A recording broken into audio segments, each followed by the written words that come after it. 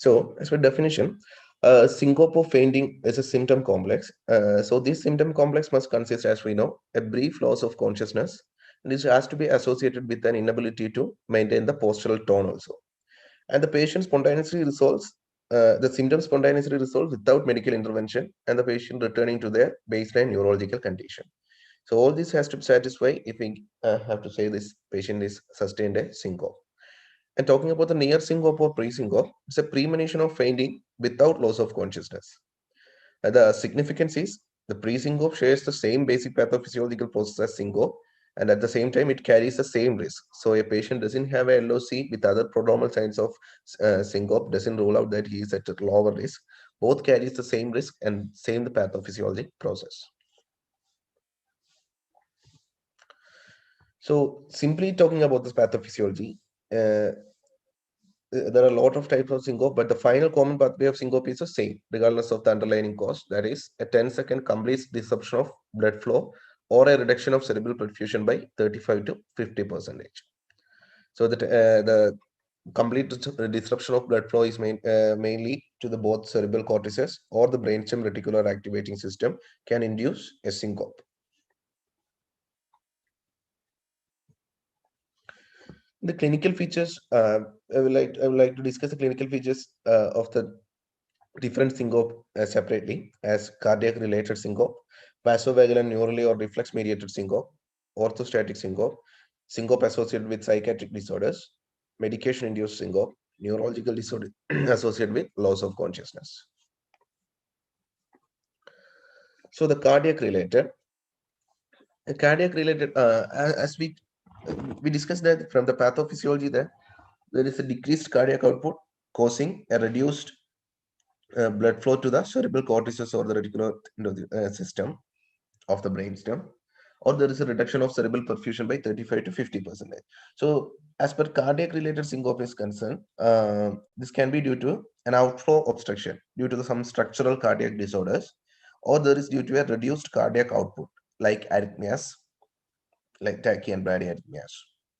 So, as structural cardiac diseases like which causing the outflow obstructions like mitral, aortic, or pulmonary stenosis, or the hypertrophic cardiomyopathy, an atrial myxoma, pulmonary embolism, pulmonary hypertension, cardiac tamponade, congenital heart disease, aortic dissection, myocardial infarction, cardiomyopathy. All this can cause an outflow obstruction, and during exertion, it can reduce the cardiac output up to an extent, causing a 35 to 50% reduction in cerebral perfusion and ultimately syncope.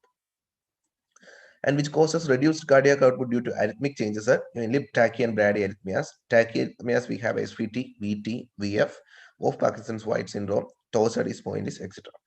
In bradyarrhythmias, there is sinus node disease, second degree and third degree AV block, which are the severe AV blocks. Then the prolonged and short QT syndrome, Brugada syndrome, pacemaker malfunction, implanted cardioverter defibrillator malfunction, etc.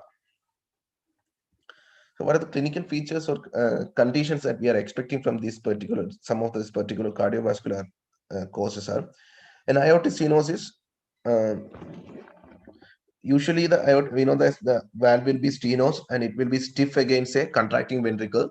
So, it can reduce output in an exertional condition. That's when brain requires more perfusion. The stenos aortic valve makes hard to provide a less cardiac output to the cerebral perfusion as per needs. So it's usually seen in elderly with a classic triad of chest pain, dyspnea on exertion, and then syncope. Then coming to hypertrophic cardiomyopathy, this itself is a stiff non-compliant left ventricle on focus with a diastolic dysfunction if we can identify with an outflow tract obstruction. Pulmonary embolism, as well we know, there is an emboli causing obstruction in a segmental or main pulmonary arteries. So there will be a decreased perfusion to the lung parenchyma, which causes in turn causes a less cardiac return and the decreased cardiac output. MI, there will be, as we know, there will be chest pain and Main problem with syncope is a myocardial dyskinesia, which reduces the cardiac output and causing the syncope. Then the dysarrhythmias are usually sudden without a prodromal symptom, which causes a transient cerebral hypoperfusion. And this also tachy and bradyarrhythmias, we have to look for the electrolytes also, so because there is some condition like hypomagnesemia causing Torsades point is all can cause the dysarrhythmia. So the symptoms will be usually sudden and without any prodromal associated prodromal symptoms.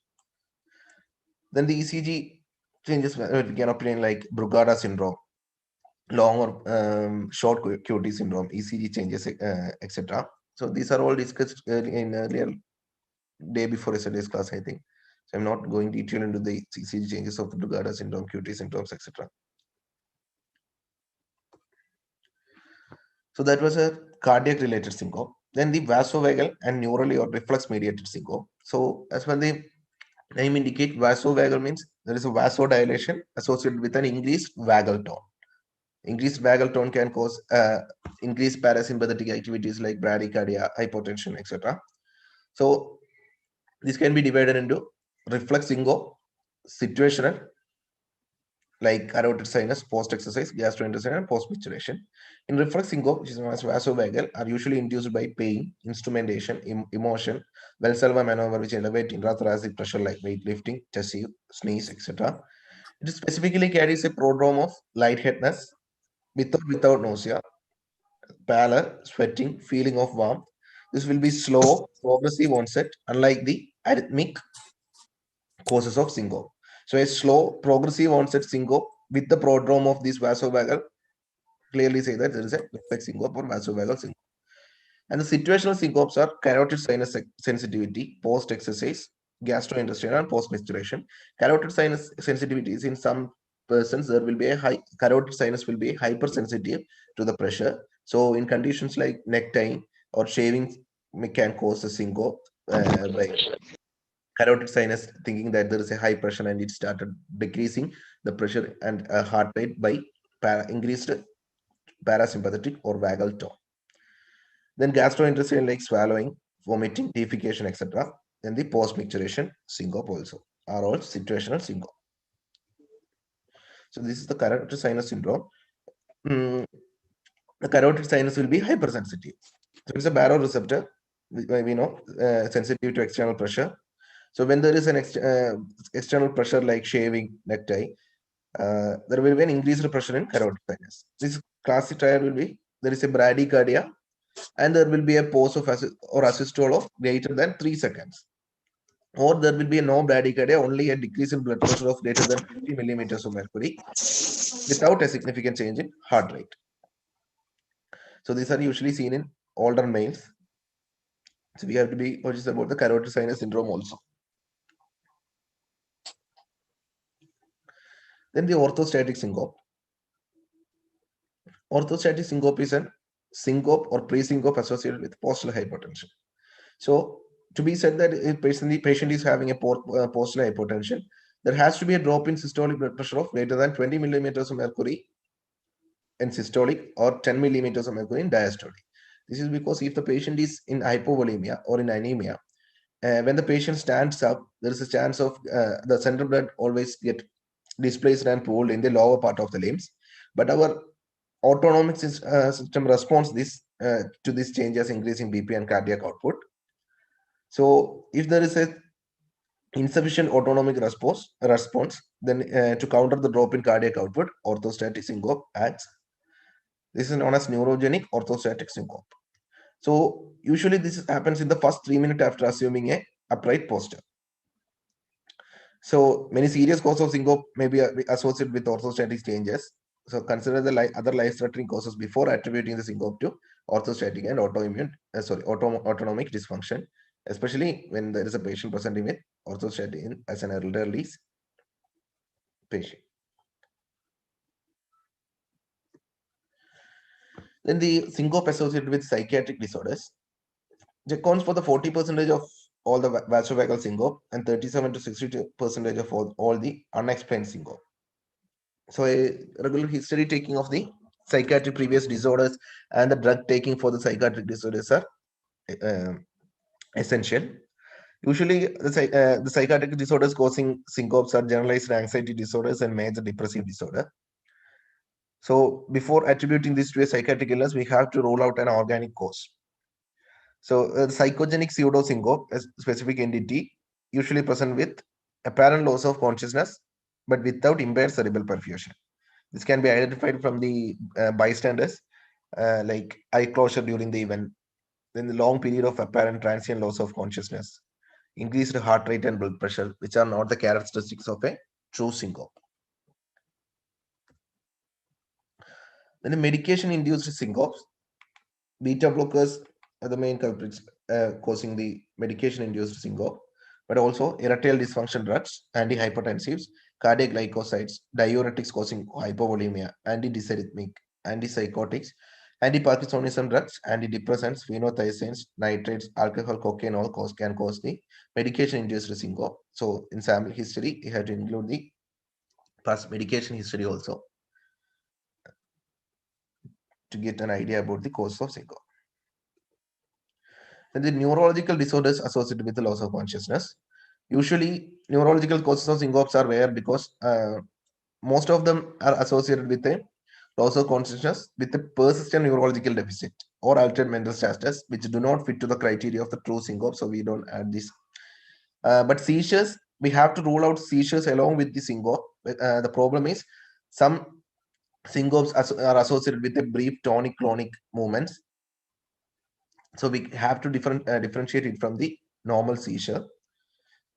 So maybe the patient will be telling that initially the bystanders will be telling that the patient presented with seizure only. So the previous history of seizure is important. Then also the confusion or post-ictal after the event, the presence of tongue biting, incontinence, epileptic aura, all give an idea about the seizures, and it can be helpful for differentiating seizure from the true syncope. Another entity is a neurologic is a subclavian steal syndrome. So subclavian steal syndrome is an abnormal narrowing of the subclavian artery. So what happens is an abnormal narrowing of subclavian artery proximal to the origin of the vertebral artery. So when there is an usually this is seen in the left side. So when there is an exertion about due to with the upper limbs, like in exercise, the subclavian steal the blood from the cerebral circulation from here, channeling all the blood to the arm or required muscles. So there will be a hypoperfusion to the brain, causing a transient loss of consciousness. And when the patient falls and becomes supine, this system is restored. So with exercise, blood is shunted or stolen from the vertebrobasilar system, termed as subclavian steal syndrome. This will give you a clue if we are measuring the blood pressures of the both hands differently, causing a slight decrease in the pathologic side or the change in the uh, radial pulse. So these all are the, this is a table from the Rosens. I have discussed all of this with dividing into cardiovascular system mediated, neurally mediated, orthostatic mediated, and other like focal hypoperfusion of CNS structures or CNS dysfunction with a normal cerebral perfusion like hypoglycemia, hypoxemia, seizure, psychogenic, already told, and toxic like drugs, carbon monoxide, and other agents. Then the history and the physical examination. We can get an idea by asking some specific questions. So, like, what were you doing when you passed out? So, a sudden change in the position from supine to standing suggests that a syncope is due to the orthostatic hypotension. That's orthostatic syncope.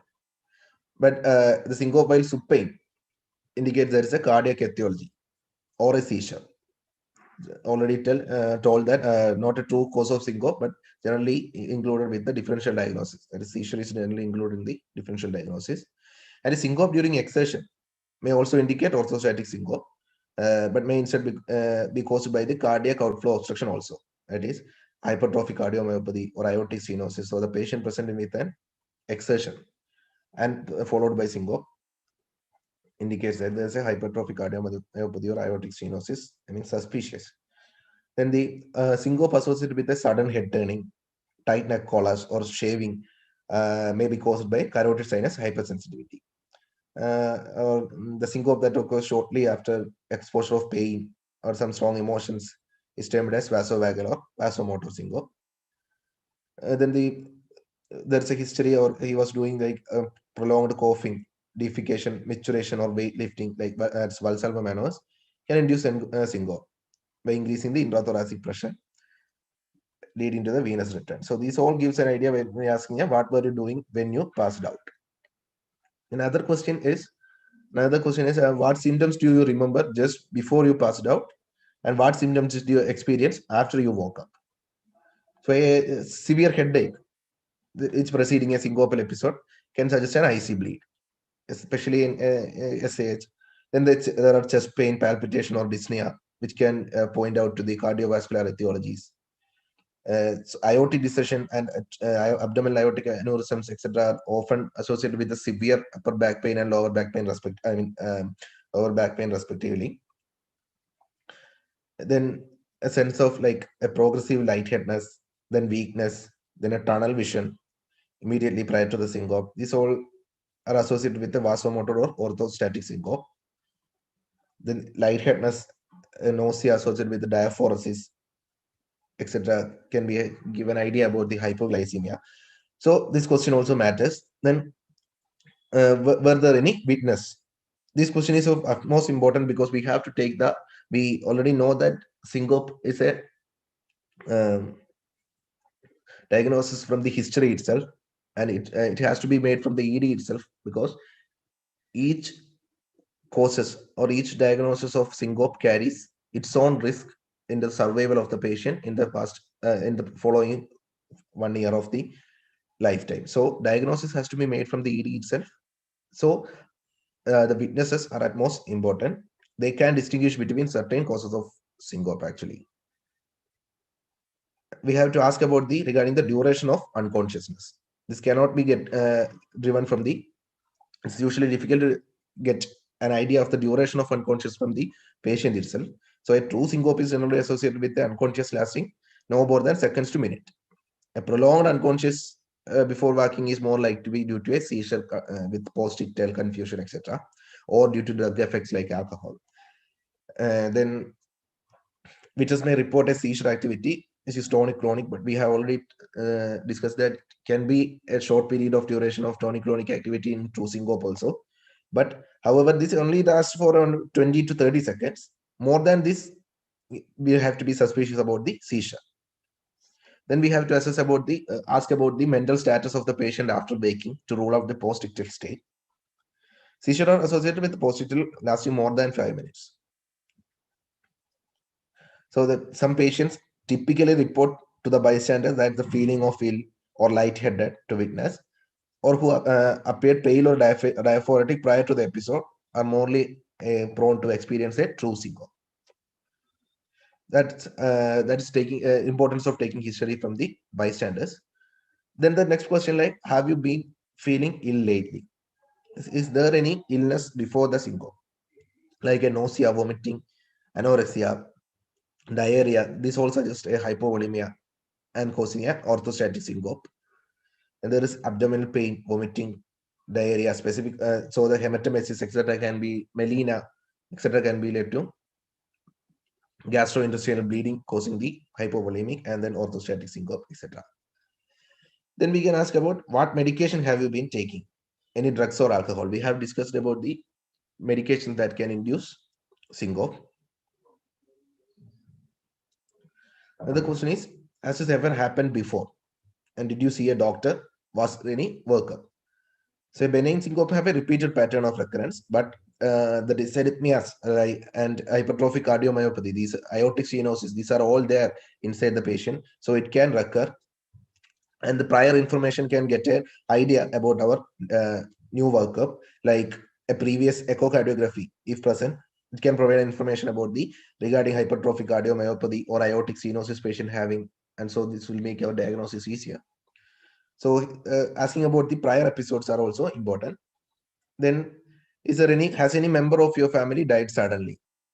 Which is looking about the life-threatening causes which runs in the family, like hypertrophic cardiomyopathy, Brugada syndrome. These all have a sudden history of family history of sudden death may be possible, which gives a little idea. So this is the importance of asking this kind of questions in syncope. Then coming to the general appearance, we can get little idea about the life-threatening causes of the syncope from the general appearance of the patient. Like patient sick looking, pale, ashen, or diaphoretic at presentation. The diagnostic possibilities are shock due to a ruptured abdominal aortic aneurysm, shock due to an ectopic pregnancy rupture, an aortic dissection, gastrointestinal bleeding causing hypovolemia, sepsis, severe dehydration, etc. From the ABCD, looks at the airways pattern. Then breathing, if the patient is having tachypneic, hypoxia, tachycardia, we have to be suspicious about pulmonary embolism. This can be seen in pulmonary embolism. Then circulation, if heart rate gives an idea about the arrhythmia, and also the blood pressure with hypotension indicates a shock.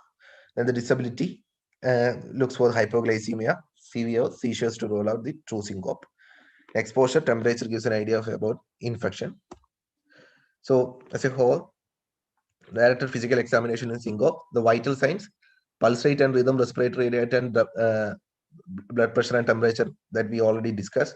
Skin, look for color and diaphoresis increase the signs of decreased organ perfusion causing hypovolemia and orthostatic syncope. Then the head, eyes, ears, and nose and throat, tenderness and deformity, which looks for the signs of trauma, indicates a true syncope because the patient fall the loss of postural tones. Then the papilla edema, which gives an idea about the increased intracranial pressure and head injury, and the breath like ketones from ketoacidosis, etc. In neck, we have to specifically look for bruit and jugular venous distension. Bruit identify the presence of a cervical, chances of CVA are high. Then the jugular venous distension indicates a right heart failure from the MI, tamponade, or pulmonary embolism. Then in the lungs, specifically look for burst sounds, crackle, wheezes, which causes the infection, left-sided heart failure from MI, rarely pulmonary embolism, etc. Heart, look for systolic murmur and rub. Systolic murmur in case of aortic stenosis, hypertrophic cardiomyopathy. Pericardial rub may be present in pericarditis, tamponade, along with encouraged neck veins, which look for bacteria, etc. In abdomen, there is a pulsatile mass indicates that abdominal aortic aneurysm. Rectum, look for stool or gross blood or melena. Look for anemia, gastrointestinal bleed, which can cause hypovolemia and this orthostatic hypotension again. Pelvis, uterine bleeding, adnexal tenderness, which can induce anemia, ectopic pregnancy, hypovolemia, etc. In extremities, pulse equally in upper extremities, as we already discussed as subclavian Steele syndrome. There will be a disparity in the pulse in both radial arteries. Then thoracic aortic dissection, the neurological like mental status, focal neurological finding, which can give an idea about seizure, stroke, or other primary neurological disease. So this all makes some red flags for syncope from the history and examination finding.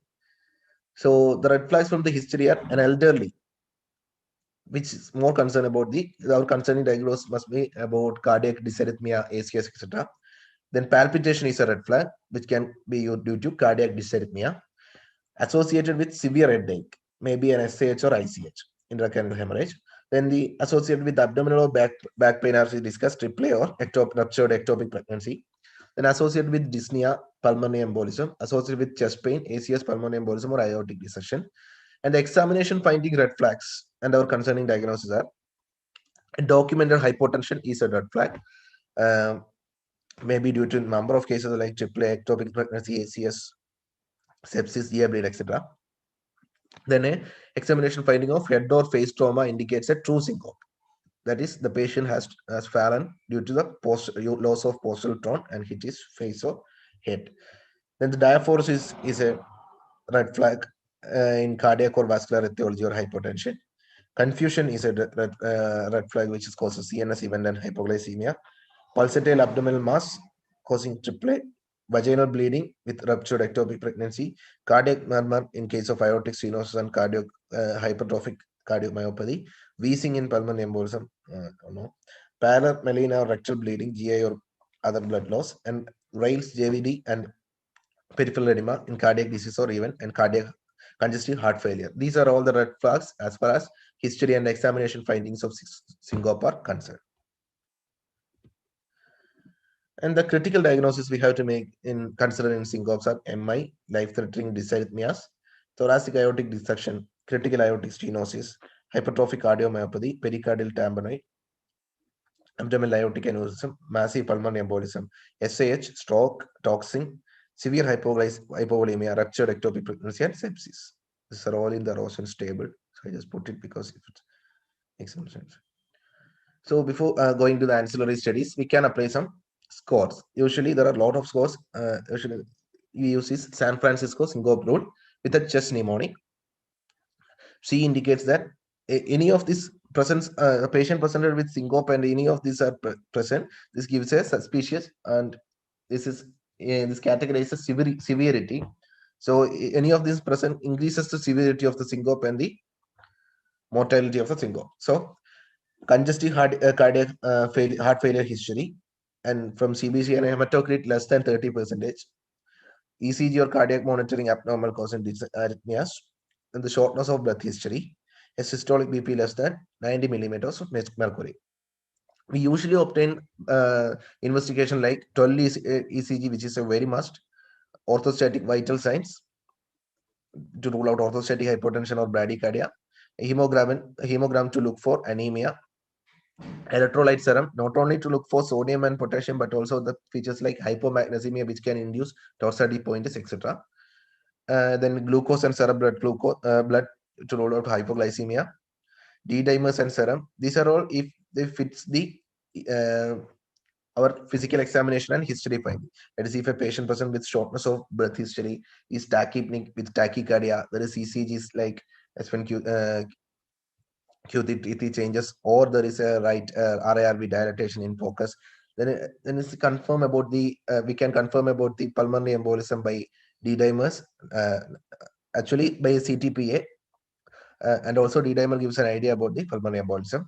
Then if the patient has having a congestive heart failure history or features, then it's better to give ProBNP. And if you are suspecting MI, then TROPI and all. Then prolactinons in seizure, beta SCG in pregnancy to look for ectopic. Then toxicological screening, ABG for acid-base disturbance and hypoxemia. Chest X-ray for thoracic aortic dissection, congestive heart failure. Cranial CT or MRI to rule out severe causes. Echo to rule out the cardiac outflow or structural disformities. Then ventilation perfusion mismatch for pulmonary embolism, CTPA, that's already known. Then abdominal ultrasound or CT for abdominal aortic aneurysm, pelvic ultrasound for ectopic pregnancy. This has to be chosen wisely according to the symptoms and physical examination. So coming to the diagnostic algorithm. So after the initial management, after stabilizing the ABCD, if the patient is young, adult, or adolescent with no comorbidities or risk factors, compatible symptoms, and alternative unlikely, then it's usually categorized as neurally mediated. So it's advised that we give a carotid sinus massage to look for the carotid sinus hypersensitivity. If it's positive, then it's termed as carotid sinus hypersensitivity. If the patient showing pre-syncope or syncope prodrome phase when we massage the carotid sinus, then it's negative, then it's maybe vasovagal or reflex vasodepressor syncope. Then if the patient doesn't fit this criteria, that's saying adult with no comorbidities, etc., then we obtain an ECG. ECG is the best thing with and simplest non-invasive thing we can obtain as far as syncope is concerned. So if ECG may be normal or abnormal, if the ECG is abnormal, if it's showing dysarrhythmia, then we have to do the prolonged ECG monitoring and categorize it as syncope due to the cardiovascular event, particularly dysarrhythmia. And if we are suspecting ischemia, then consider cardiac evaluation, even if the initial ECG is normal in patients at risk. And initial ECG is normal, and then we have to check about the orthostatic changes. If there is an orthostatic changes present, that is a fall in systolic pressure of 20 millimeters of mercury, fall in diastolic pressure of 10 millimeters of mercury, after the position changes, patient become standing up from the supine position at least 3 minutes, then it may be due to the hypovolemia. And so we have to obtain a hemogram. If the hemograms are normal, then there will be a history of volume depletion, dehydration, or drug induced. And if the hemogram is abnormal with anemia changes or hemorrhage, then we can attribute it to the orthostatic neurogenic orthostatic syncope or the orthostatic syncope itself. But the orthostatic changes are absent. Then it may be neurally mediated, venous return, outflow obstruction, focal neuro symptoms, metabolic. Metabolic we will get from the metabolic panel that we have sent, like hypoglycemia, adrenal insufficiency, etc. from the serum chemistry. Focal neurological symptoms, if we are suspecting, it's better to obtain a CT head to rule out stroke, TIA, SAH, or if suspecting a seizure activity, then EEG and epilepsy to rule out the epilepsy. Outflow obstruction, we obtain the pulmonary CT angiogram, then echocardiogram, specifically looking for pulmonary embolism, dissection, valvular stenosis, hypertrophic cardiomyopathy, etc. Then which impaired the venous return, like we will look for beta HCG echo ultrasound for looking for pregnancy and cardiac tamponade. It's how the diagnostic algorithm work in Syncope. Then about the management algorithm. First, if we identified syncope, then focus on the syncope character while we are taking the history and cardiac risk factors, comorbidities, and medications or drug of use. In the physical examination, we focus on the vital signs and the cardiovascular and neurological system. Then we obtain a 12-lead ECG in all patients except young healthy adults with a clear cause. Then we have to directed testing according to that in ED as per as diagnostic algorithm. So consider based on history and physical examination and ECG. We can run an orthostatic tilt test or simply orthostatic test.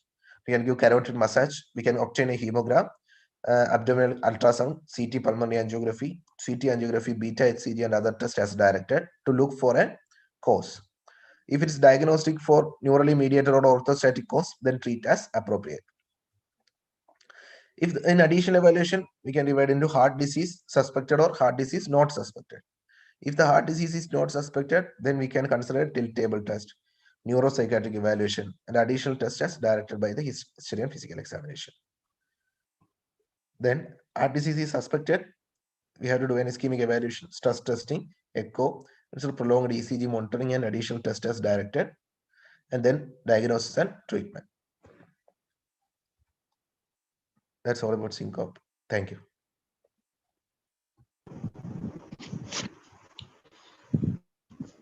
Yes, Kamal. Yes, sir. It was an excellent presentation. Good slides. Thank you, sir. Thank you. You explained it in very detail. And yeah, it's a special mention about the slides. Slides was excellent.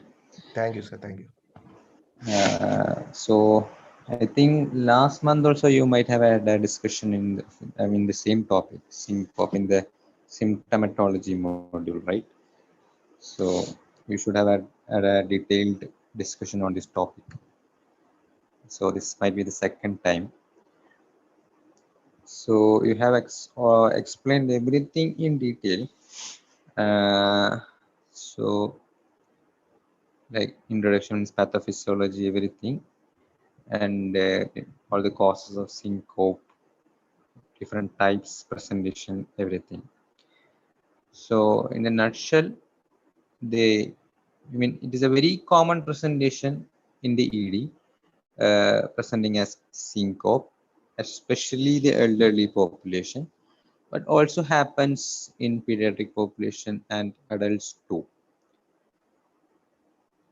So the main thing that you have to do in syncope is a detailed history and physical examination.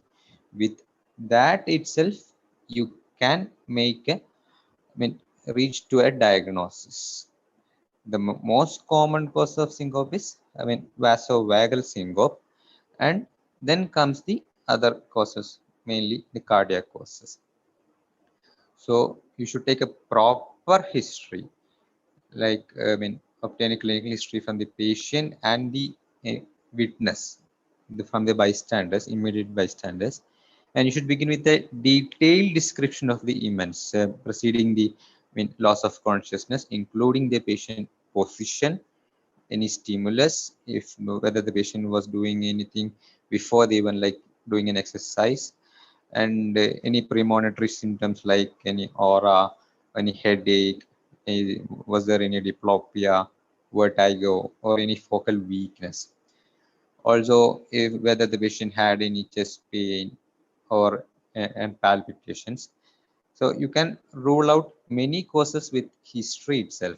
Like if the patient had chest pain, it can be an acute myocardial infarction or any aortic dissection or any pulmonary embolism or any aortic stenosis.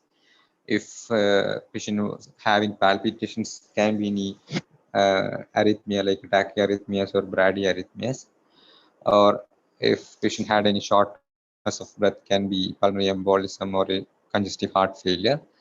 And headache, it can be subarachnoid hemorrhage, or if the patient had any abdominal pain or back pain, can be a leaking abdominal aortic aneurysm or any ruptured ectopic pregnancy. So in history, and also coming to the physical examination, you should measure the blood pressure in both arms, and you should measure it in the lying position, sitting position, and in the standing position. uh, Measure the blood pressure of the both arms, and so that you can rule out any orthostatic hypotension. If there is any decrease of more than 20 millimeter mercury of systolic bp in the uh, up, systolic blood pressure, and less more than 10 millimeter in the diastolic blood pressure. And he has explained, Kamal has explained that algorithm in detail, like whether patient had a real syncope. If it is yes, you have to do a proper history and examination, and the only mandatory test that is required in a patient with syncope is ECG. Rest with the ECG and proper physical, I mean history and physical examination, you can come to a diagnosis. Then in ancillary testing like BNP tropa, you can do that. And if it is not a syncope, that if patient had any prodromal symptoms like headache or I mean an aura, it can be a seizure and or anything else like a seizure and all, and manage the alternative condition. Like if it is it was a seizure, stroke, or had any trauma, you can do investigation accordingly. And after history, if it is syncope and a diagnosis is established, and if there is a syncope with a clear cause, look whether it is a dangerous cause.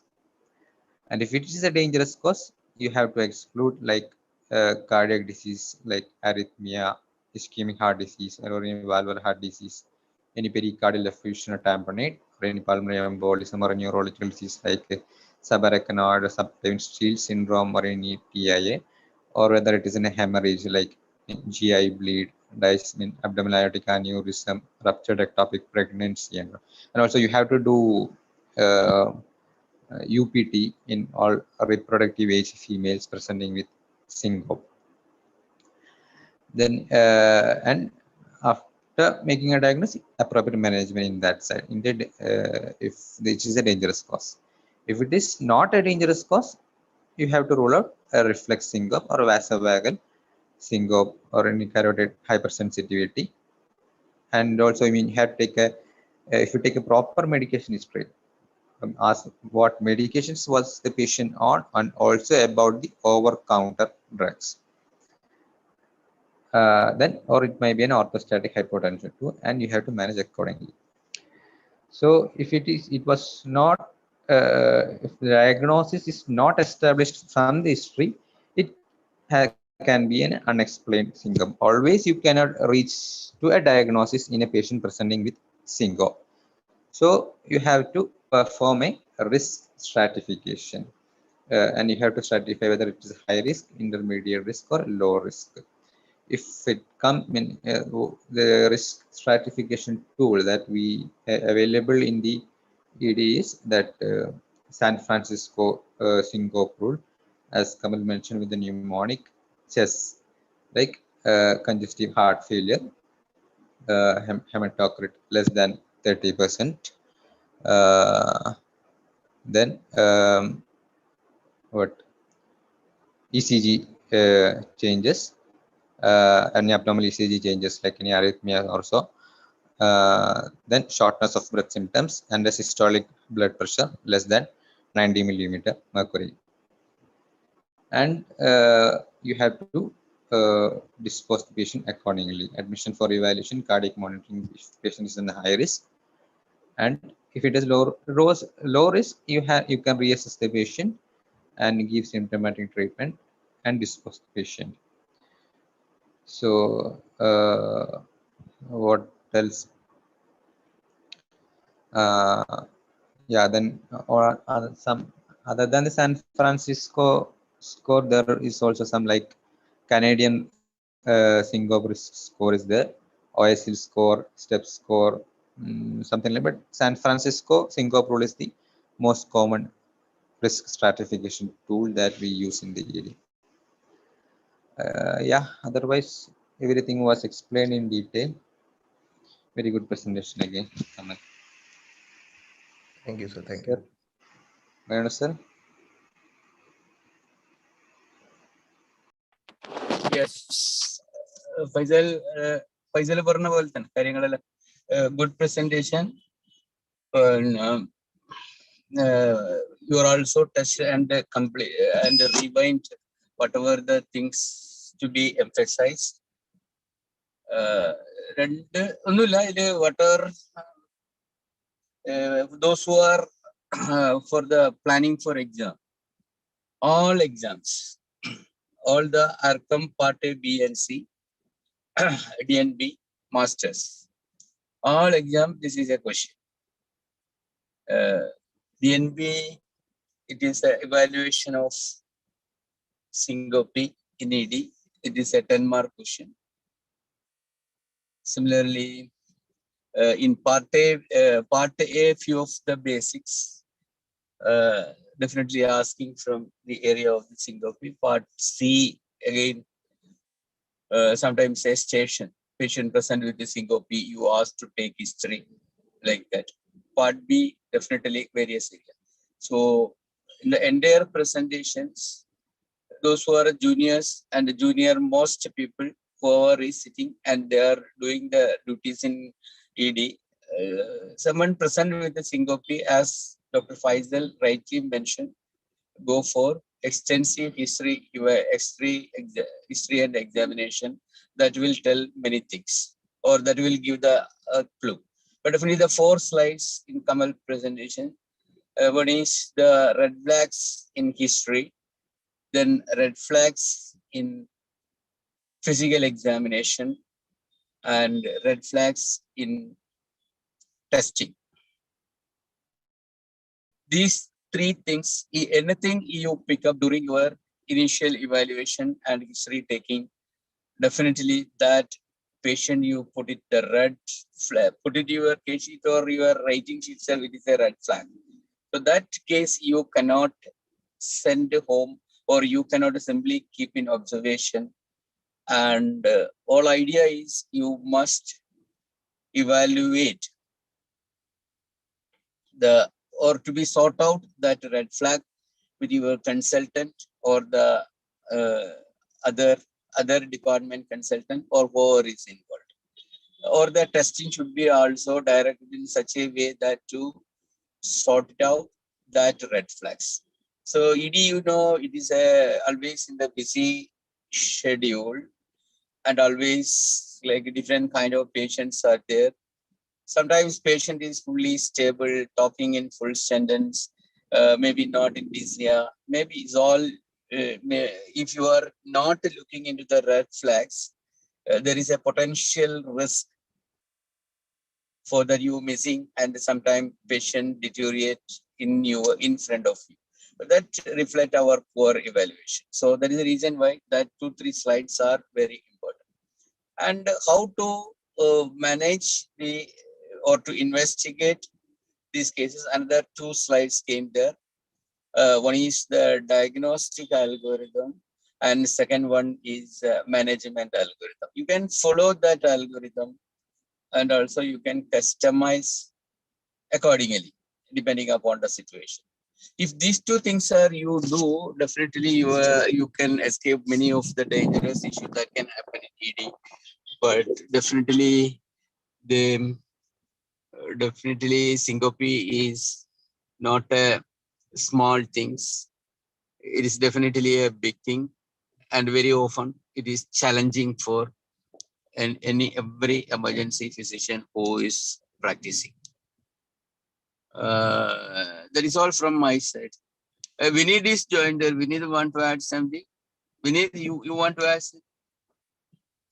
Sir, actually, I entered towards the end of the presentation. I just heard the last slide and Faisal's comments. So I think I'm listening to that. I think someone had added everything. Just one thing to add. Although we say history examination and all, that is very essential for all cases. But sometimes it so happens that in syncope, the patient might have uprolling of eyes, might even have light jerky movements even. So, which might mimic seizure. So, the syncope is a great mimicker. It can mimic seizure also. So, you must be wary of it. If the situations or the history is suggestive of syncope, even if the patient bystanders are saying about a brief episode of jerky movement, that might be syncope, which needs to rule out, which needs to be ruled out. So, history and examination, take with a pinch of salt. That's all. I think rest everything has been covered. I think nothing more. Okay. If